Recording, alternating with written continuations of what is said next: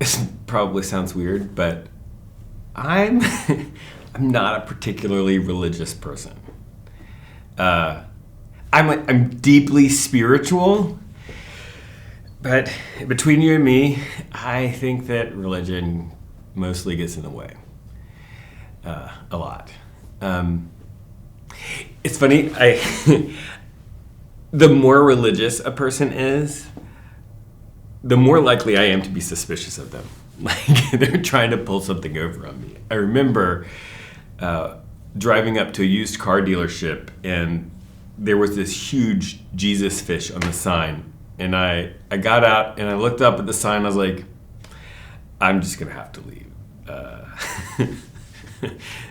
These people are just trying to get my faith to get them a better deal. Maybe I was wrong, but my life has proven that the more religious people talk, often the less spiritual they are. Jesus takes the disciples to a place called it's this place where it's like a pagan place. It's like worship of pagan gods. There's this grotto of pans and like all kinds of crazy stuff happening.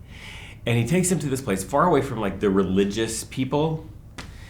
And the disciples most likely kind of felt icky being there. This is the place that their parents told them they should never let anybody see them here. Takes them to that place and he asks them, so who do people say that I am? And they give all of these answers that are like what the religious people say. Oh, you're Moses or the prophets or whatever. And it's funny because when I think about that question, I think about who do people say that Jesus is today? My initial response is to do the same thing. To answer with what I hear religious people, like the super religious people, say about Jesus.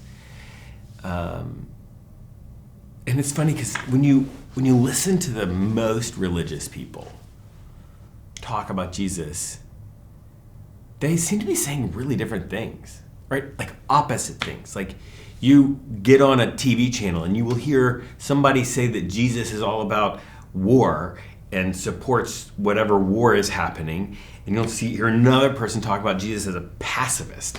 And you'll hear somebody talk about how Jesus condemns LGBTQ people. And then the other person comes on and says, Jesus loves unconditionally and accepts LGBTQ people. And you go like over and over. And it's like they're saying the opposite things.